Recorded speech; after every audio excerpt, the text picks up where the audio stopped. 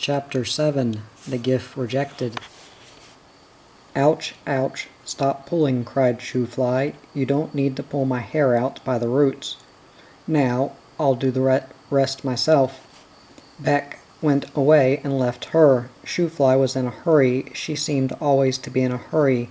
She was never still a minute. Now she wanted to do two things: to see Jonas and to go over to Grossmama's.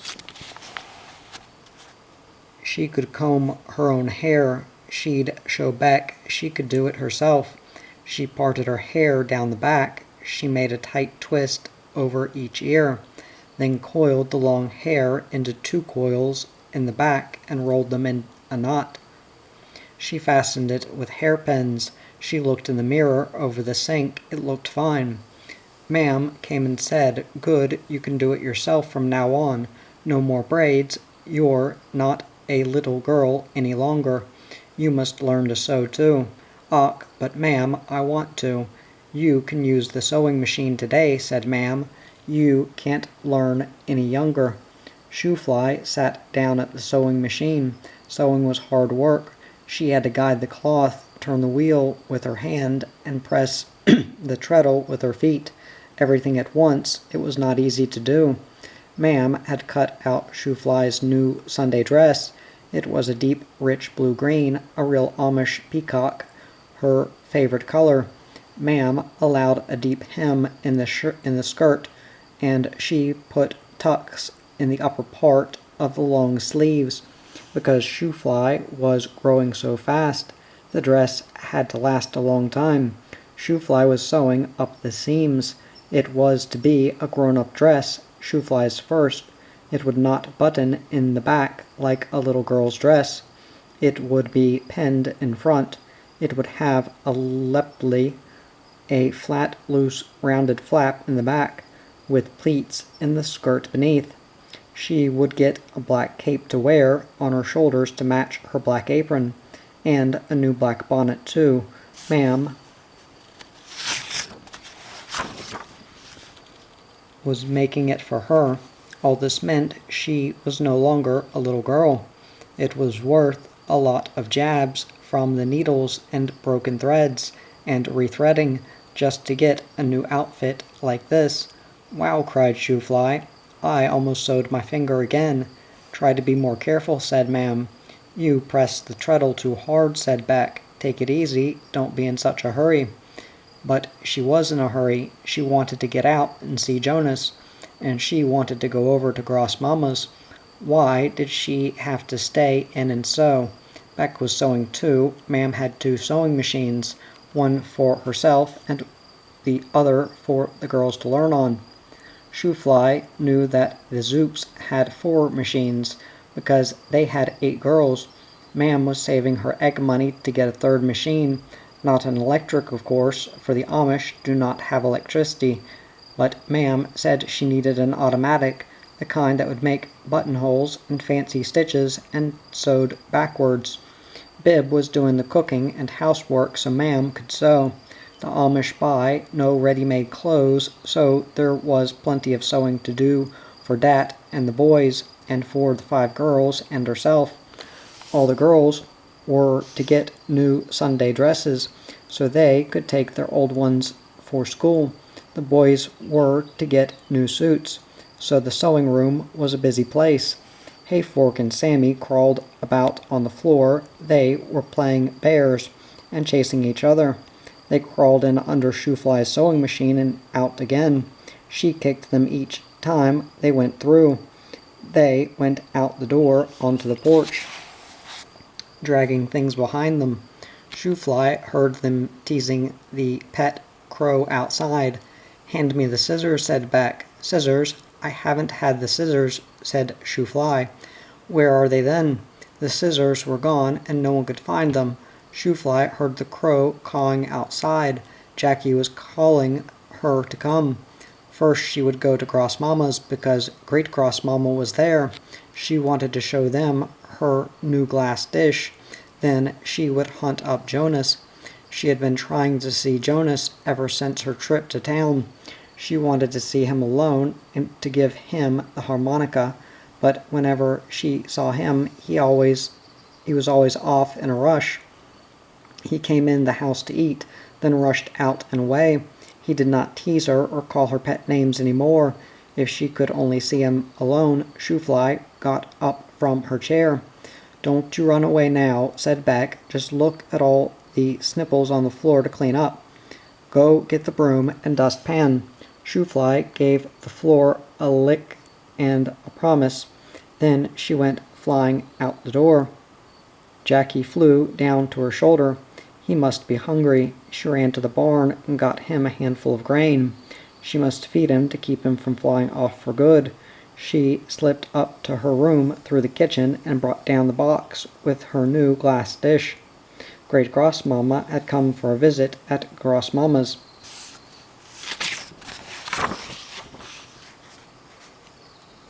She was alert and active at 91 and still had a home of her own, but she enjoyed visiting her children. SHOO-FLY hurried over to Grossmama's house. She opened the door and looked in. The twins were not there. The coast was clear. "Hello, Great Grossmama, how are you?" called SHOO-FLY. Great Grossmama sat in the tulip rocker, working on a braided rug. She sewed without glasses. Her fingers were never idle. She looked very tiny sitting in the big old-fashioned rocker, but her eyes were bright and shining in her wrinkled face. She took SHOO-FLY's hand and kissed her. "Och now, what a big girl you are!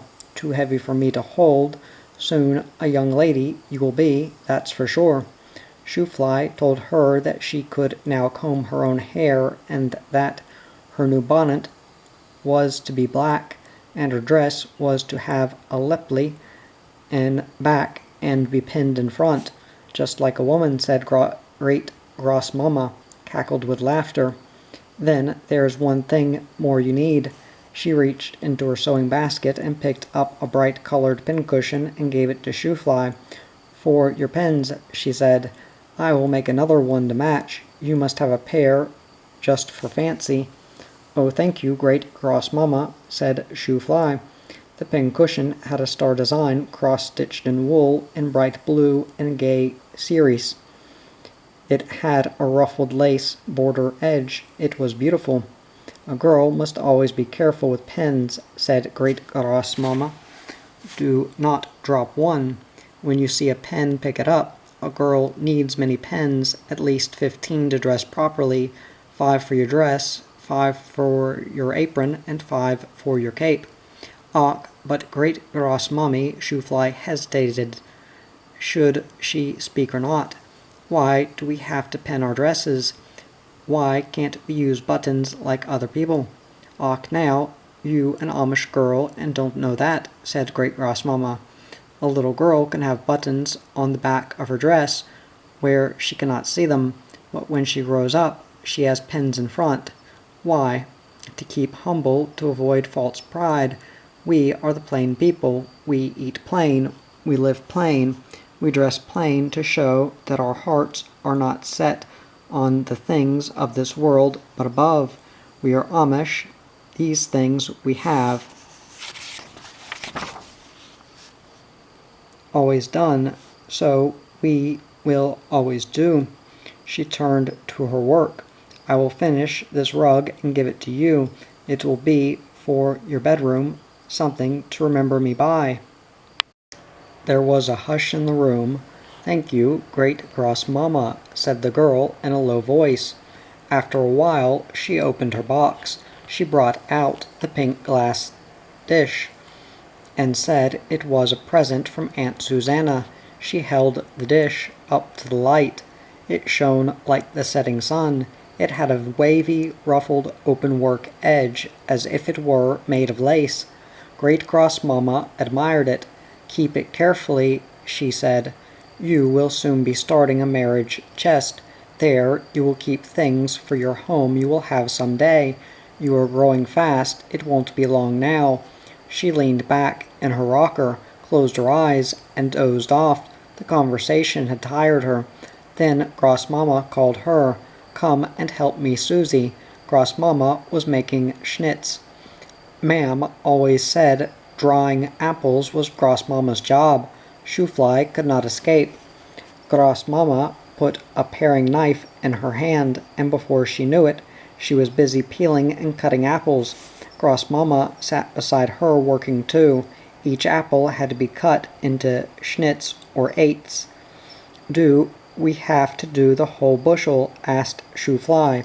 "Well, yes," said Grossmama, "and that won't be half enough for all the schnitz pies we'll want in the winter time. I'll make a big wood fire in the oven in the kettle house and fill it up with all my trays of schnitz and put them in to dry. Plenty schnitz we must have for the winter."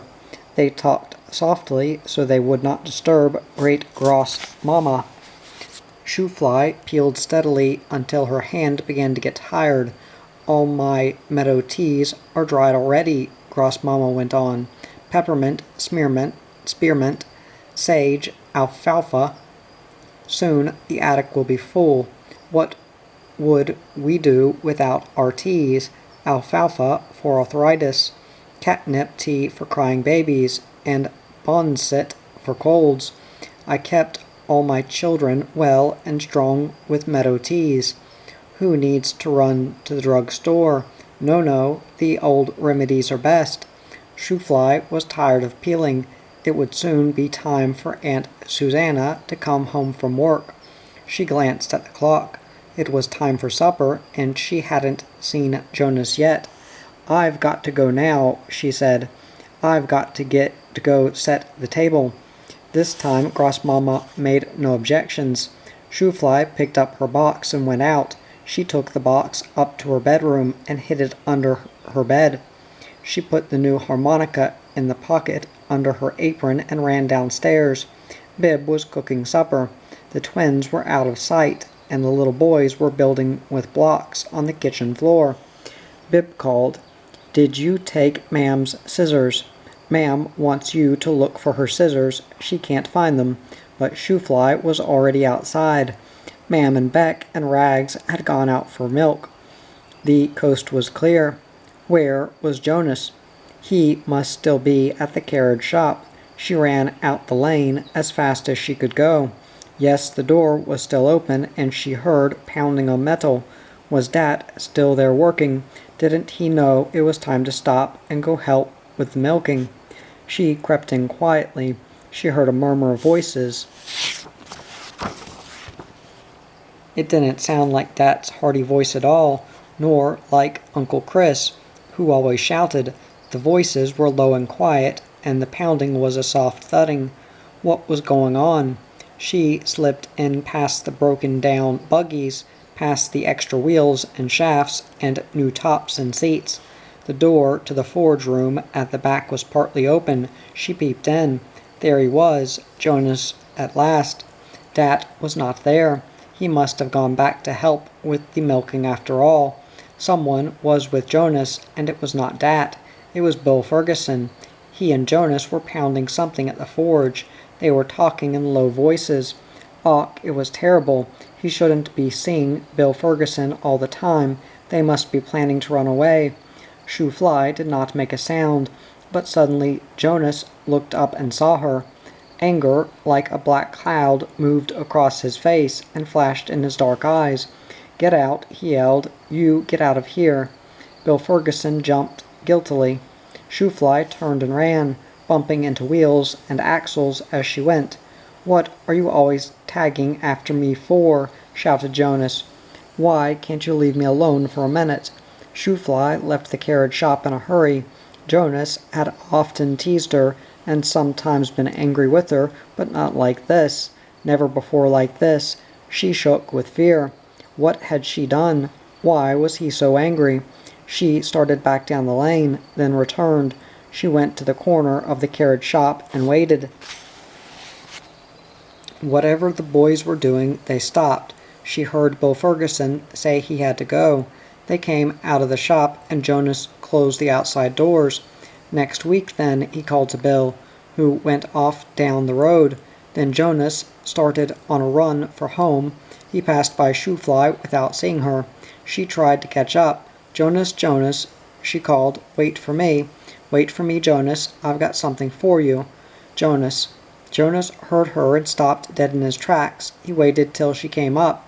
Jonas, Jonas, SHOO-FLY began, breathless. I've got something for you I want to give you. She reached in her secret pocket and touched the new harmonica in its leather case. The feel of it in her hand gave her courage. Susanna, will you please let me alone? Shouted Jonas. His voice was changing and sounded hoarse. I don't want to have anything to do with you. Please stop pestering me. But you said you were going to. She wanted to say run away, but she couldn't. I saved up my money and I bought you. He was listening now. Maybe he wasn't so mad after all. She pulled the harmonica out of her pocket. A beautiful harmonica. She handed it out, but he could hardly see it in the gathering darkness. It's a Super 40 chromatic, SHOO-FLY said with pride, the best kind they had in the store. A harmonica, cried Jonas. Can you beat that?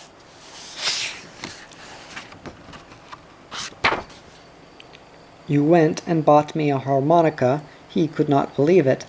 Ach, ja, said SHOO-FLY quietly. Please God, make him like it, she prayed. She wanted to tell him she had paid all her money for it, but she couldn't. A harmonica, jeepers, cried Jonas, roaring with laughter. My kid sister buys me a harmonica, harmonica, harmonica. He threw back his head and roared. SHOO-FLY let it fall to the ground. She went suddenly limp and thought she was going to faint. Jonas didn't want it. After all, she couldn't cry. The hurt was too deep. She reached down, picked the hated object up from the ground, and put it back in her pocket. He didn't want it, after all. All Amish boys liked harmonicas, but Jonas didn't want it.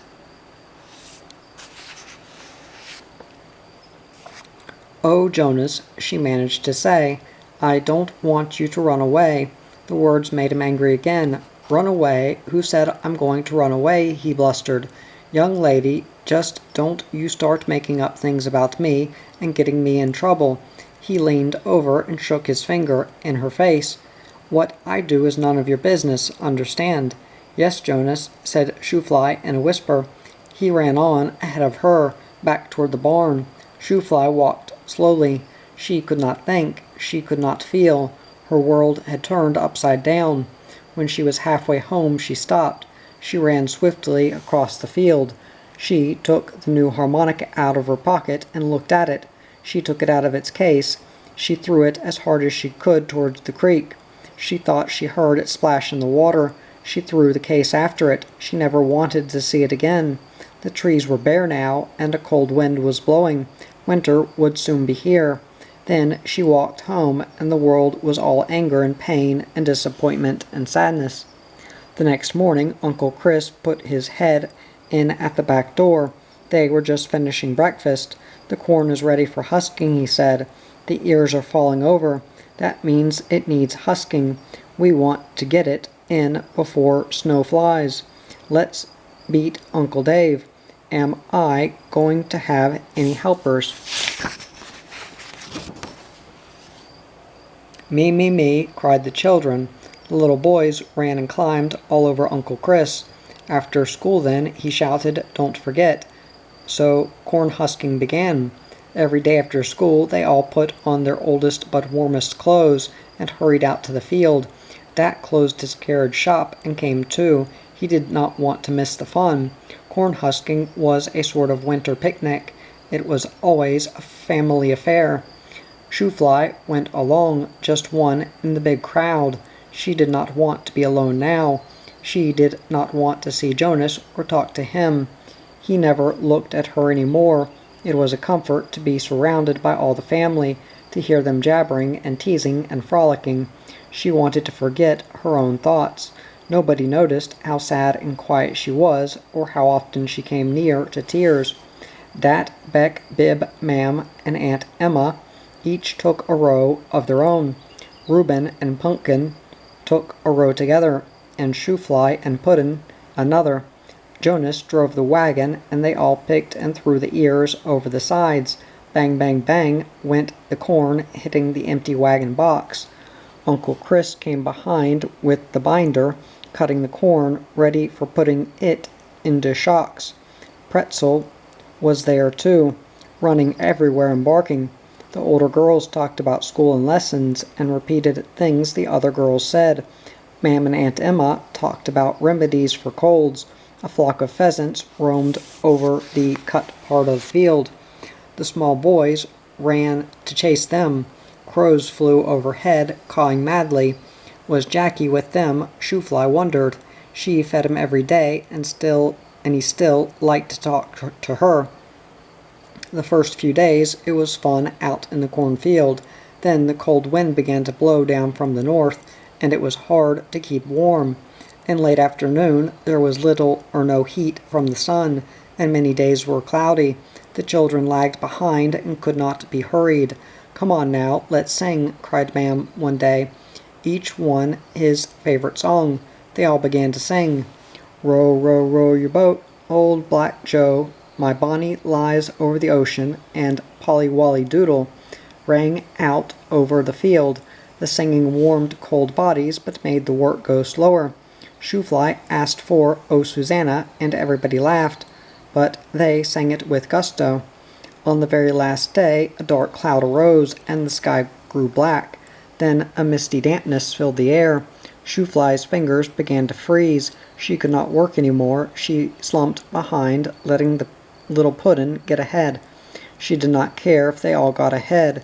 Her head ached and her throat felt sore. "It's snowing, snowing," cried Hayfork. "Look at the snow." He began to dance a jig. "Wait till I make a snowman." The twins and the little boys began to cough and sneeze. Everybody was getting chilled. "Let's go home now," wailed the little ones. "Ach, now," called Mam. "How about Jingle Bells to pep us up?" They began to sing. Jingle bells, jingle all the way. Oh, what fun it is to ride in the one-horse open sleigh. Over and over they sang it with all its verses, and it helped them get through to the very last row and the very last ear of corn. That night a very tired family of children fell heavily into their beds, tired but happy that the winter frolic was over. SHOO-FLY felt sick. She pulled the covers up, but could not stop shivering. Chapter 8. Disaster Falls. Why was the bed so cold? Would she ever get warm again? SHOO-FLY opened her eyes, and the dresses hanging on the wall were dancing. The bureau moved back and forth. Then Mam came in. Not one Mam, but two. How strange it was. SHOO-FLY tried to swallow the medicine, but choked. The twins were in bed too, and Rags and the little two boys. It was time for dinner. Why were all the children in bed? Everybody was coughing and sneezing. Somebody was crying.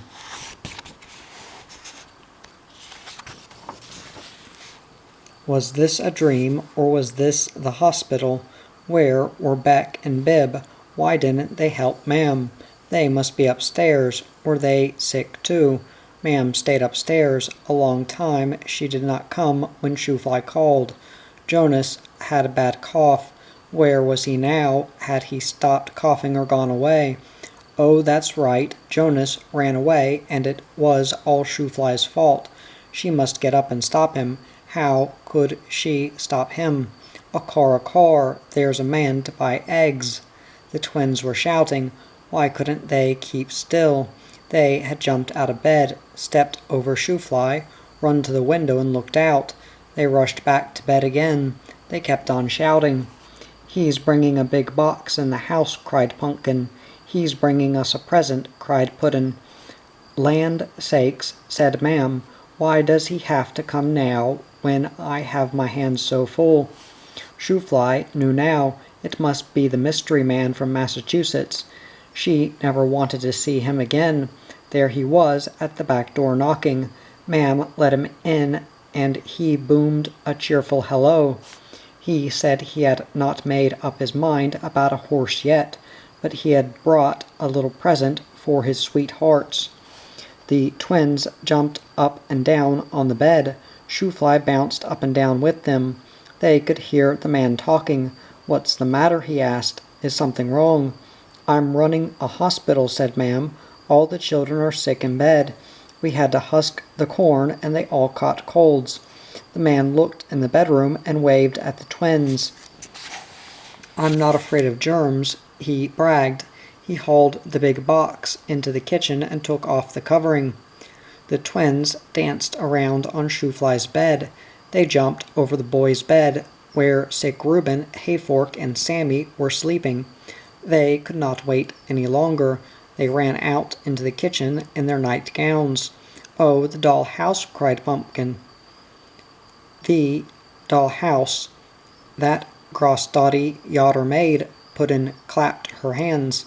The twins looked it over, then ran and found little dolls to put inside. They got little boxes and pieces of cloth. They started housekeeping. "They are not very sick," said the man. "No," said Ma'am, "not like the others." "But I thought it was for your little girls," said Pumpkin, sitting on the man's lap. He had one on each knee now. "It is for my little girls," said the man. "Their names are Pumpkin and Pudding. They are my two little girls. But where is that little SHOO-FLY girl who bakes SHOO-FLY pies?" "She's in there. We'll get her." The twins ran and dragged Susanna out of bed. They pulled her into the kitchen. She was so dizzy she could hardly walk. "Look what we've got," they cried, pointing. "He brought it for us." SHOO-FLY looked. She remembered seeing the dollhouse at Gross-Dotty Yotter's. She bent down and looked inside. "How do you like it?" the man asked. SHOO-FLY looked up. Her eyes looked like big black saucers. In her pale face, "The stairs don't go nowhere," she said. "Ha ha ha," the Massachusetts man tipped his head back and roared. "Can you beat that? The stairs don't go nowhere." SHOO-FLY slipped back into bed. Let him laugh. She didn't care. She hated him anyhow. The next day, Ma'am told her she could get up. The first thing she did when she went outside again was to call Jackie, but the crow did not come. Nobody had fed him while she was sick. Where was Jackie? She called and called, but he did not come. Then Ma'am said she was well enough to go to school, so she went. It was good to see Miss Weber again, and also Betty Ferguson. Betty put her arm around her and said Susanna was her best friend. Betty said she liked her better than all the other girls in the school. The warmth of Betty's friendship was welcome to her starved heart. At recess, Susanna ran to the cupboard to get the bat and ball and gloves as usual. Outside, she began to direct the ball game, as she had done so many times before. She got the boys and girls lined up to play. She was first batter. She hit the ball hard, then started running, but she did not get to first base. She ran zigzag, then turned suddenly, and ran back toward the school door. "Susie," screamed the others, "where are you going?" They were all angry with her, but she did not care. She could not play ball today. She went inside and sat down in her seat. She folded her arms on her desk and bent her head down on them. She felt faint inside and began to cry. The tears came in a rush. Miss Weber came over. "Are you all right, Susanna?" she asked. "Yes, Miss Weber," said Susanna. "Are you crying, Susanna?" "No, Miss Weber. Doing my lessons." She tried to sniff the tears back. She took her hanky from her secret pocket and blew her nose. "Are you sure you are well again, Susanna?" asked Miss Weber. "Yes, Miss Weber. Here are some good books you will like," said Miss Weber. "The bookmobile from Lancaster stopped while you were out sick, and I saved these for you. Look them over and take one home with you." Susanna thanked her, but when school closed, she left the books lying on her desk. She did not feel like reading. The boys dashed ahead on their scooters, and the girls followed, walking slowly. They chattered and giggled, but Susanna did not listen. Katie Zook began a long tale about the time her uncle took her to the Philadelphia Zoo, and what all the animals looked like. She said it was all right for Amish people to look at wild animals because God made them. Susanna lagged behind. She wished now she had brought the new library book after all. She would go to bed when she got home and read the book under the covers. If she could only find Jonas' flashlight. Why didn't she bring the book? Her head ached. If only Katie Zook would stop talking. The twins ran on ahead and turned in at the lane. They did not wait for her. The twins were always happy together. They did not need anyone else. They were always running off and leaving Susanna alone. SHOO-FLY walked home so slowly. The twins got there long before she did. As she walked through the barnyard, she called Jackie. She went in the barn and got some grain. She called and called, but Jackie did not come. She threw the grain to the gabbling geese. Where was Jackie? SHOO-FLY went indoors and took off her school clothes. She put on her old ones. She watched the twins playing with the new dollhouse. Ma'am was sewing and asked her to look for the lost scissors. SHOO-FLY came out again. She called Jackie, but the crow did not come. It was quiet in the barnyard, no noisy cows, no shouting children. Even the geese were quiet.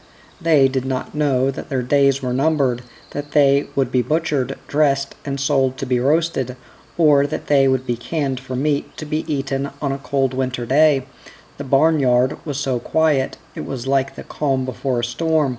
All at once, out of the silence, came the sharp hoofbeats of a running horse. Clop, cloppity clop. A horse came tearing along the lane and direct into the barnyard. Could it be one of the ants coming for a visit? No, there came Sonny Boy, a wild look in his eyes, with the long lines of his harness dangling. Sonny Boy with his harness on. Where was the buggy?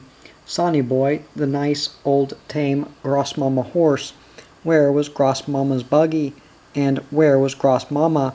SHOO-FLY flew into the house.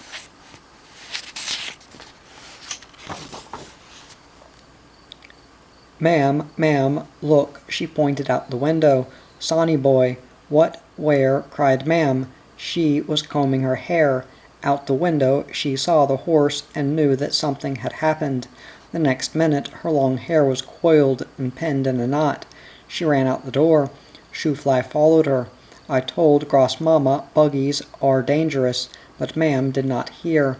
Ma'am caught Sonny Boy by the bridle, patted him on the nose, and talked to him to quiet him. She tied him to the tie rack by the fence. The next minute a truck came bouncing into the barnyard. It came very fast and pulled up to a sudden stop. A man got out. It was Adolph Kinzer, the owner of the hardware store in town. He got out and said a few words to Ma'am. All SHOO-FLY heard was the word accident. Without a word, Ma'am got in the truck and rode away. Without a word to SHOO-FLY, she was gone. Ma'am went away without her bonnet, without even her prayer covering. Something terrible had happened. SHOO-FLY had never seen her mother outdoors without her covering. It was a shocking sight. Ma'am bareheaded, going to town bareheaded. What should she do? SHOO-FLY thought of Jonas first, then of her father. It did not take her long to run across the field. That was at the forge, heating a heavy piece of iron red hot. Jonas was taking nails out of the tire rim for a wheel. The minute they saw her, they knew something was wrong. Grossmama's horse. Ma'am went away with Mr. Kinzer in his truck. It was hard to get the words out. They left everything as it was. They ran to the barn and hitched up Skipper. Dat and Jonas jumped in the buggy and started off down the road. SHOO-FLY went back in the house, filled with fear. The twins were crying, and Hayfork and Sammy were fighting. Rags came in, and she told him what had happened.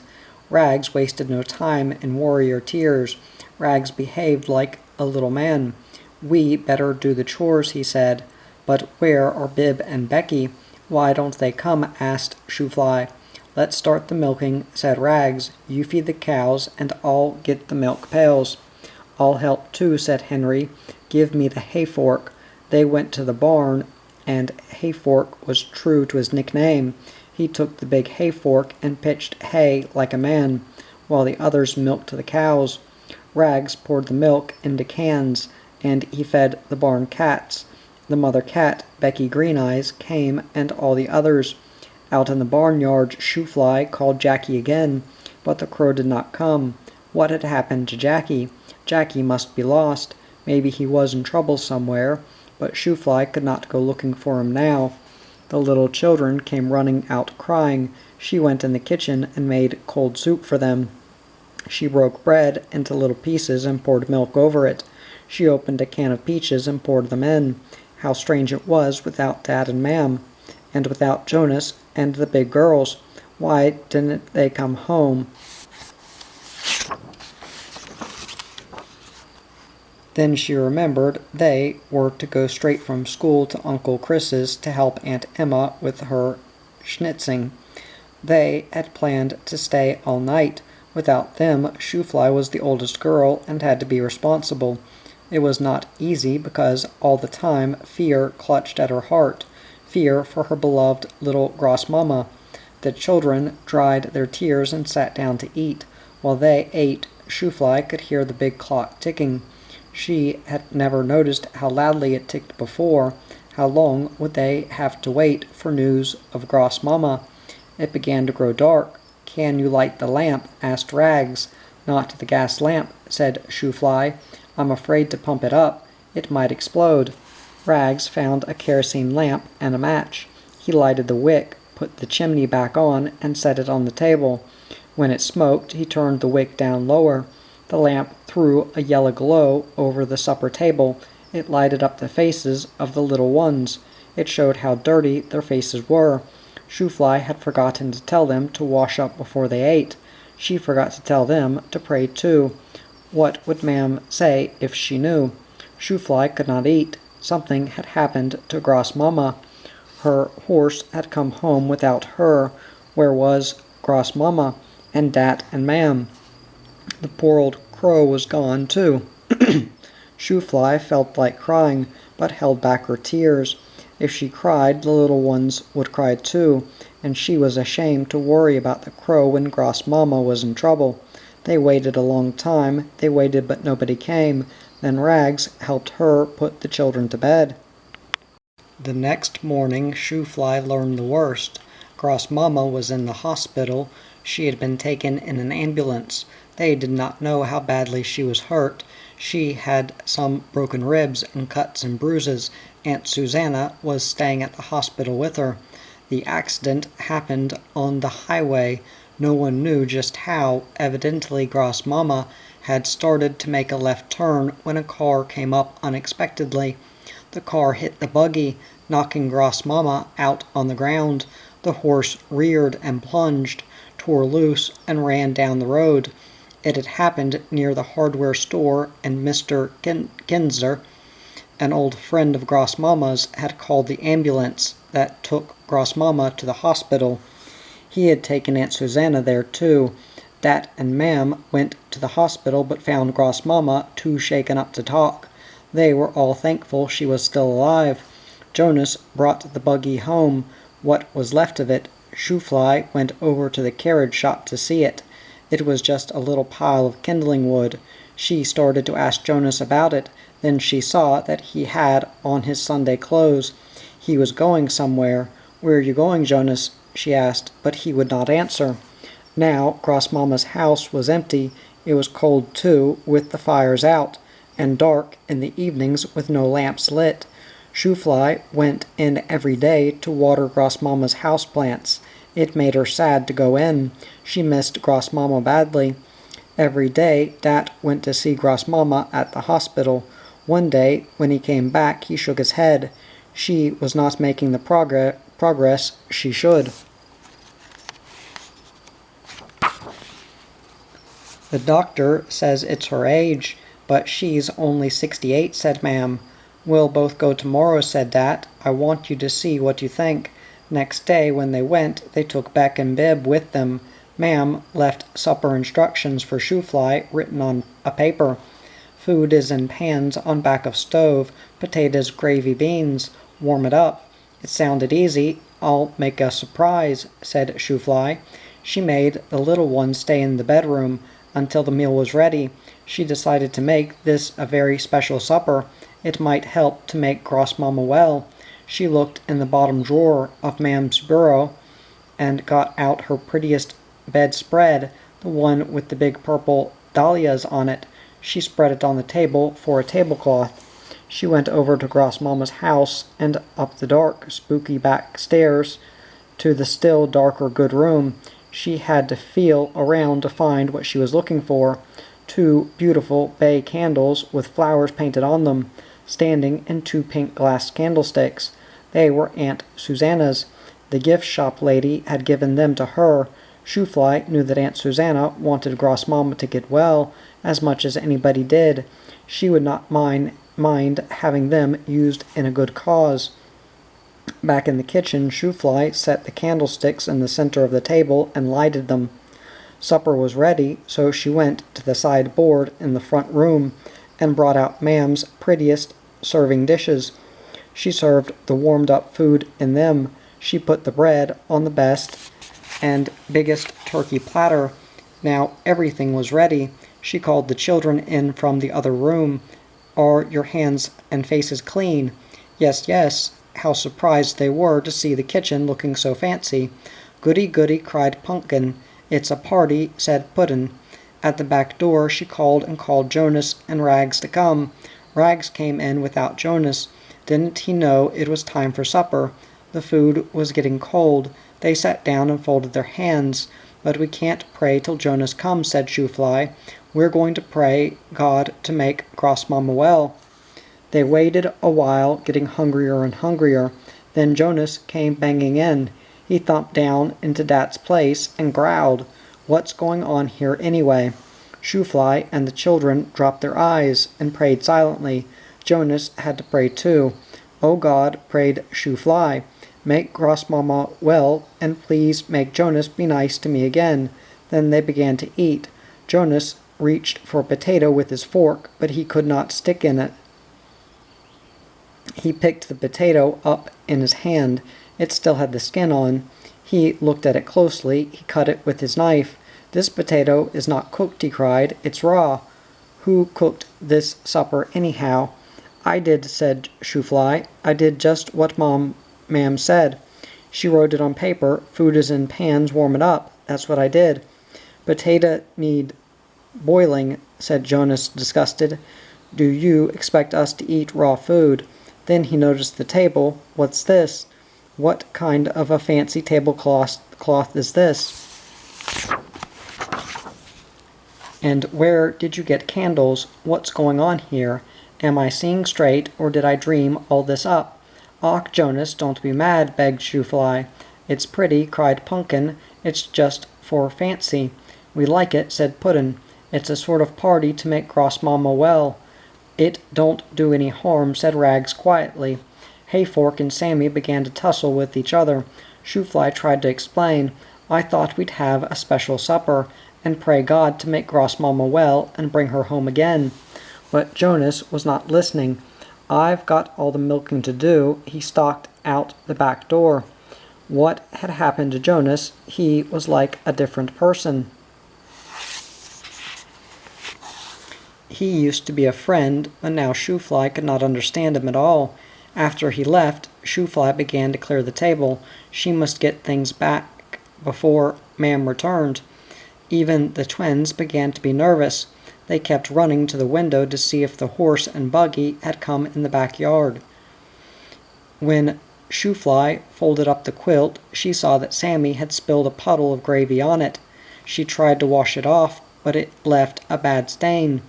The quilt was a new one, too. It had never been used before. Rags went out to help with the milking and Hayfork to feed the cows. The twins helped wash dishes and put things away.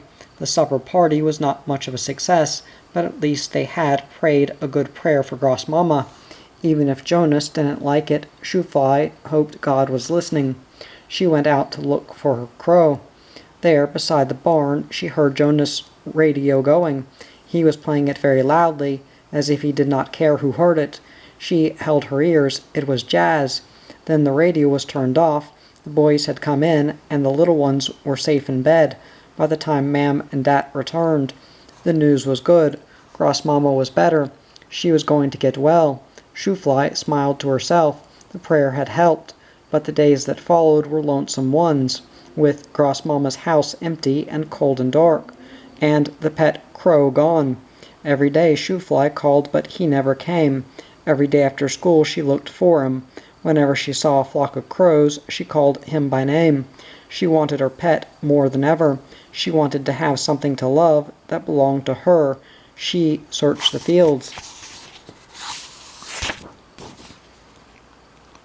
Night after night, maybe he had hurt a wing and could not fly.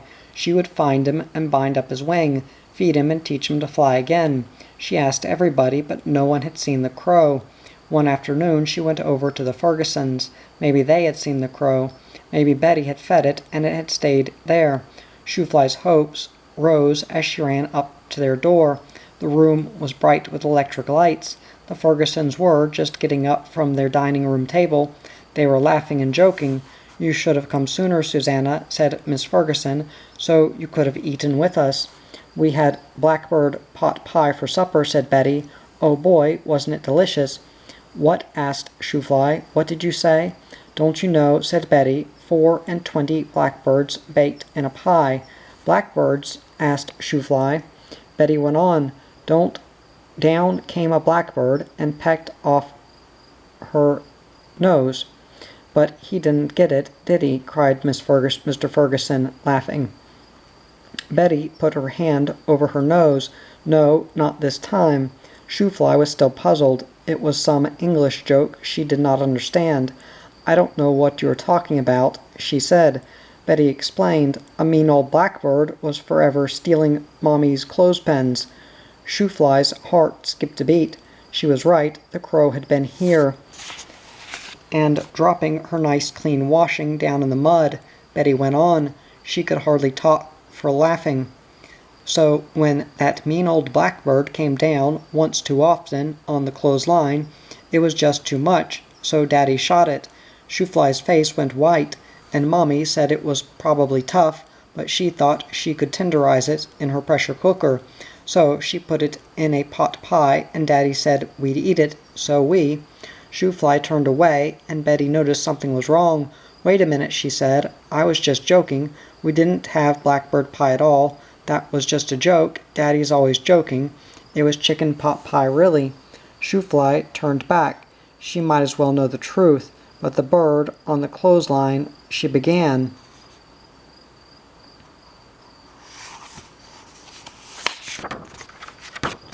"If it was a chicken you killed, which way did the bird go when he flew away?"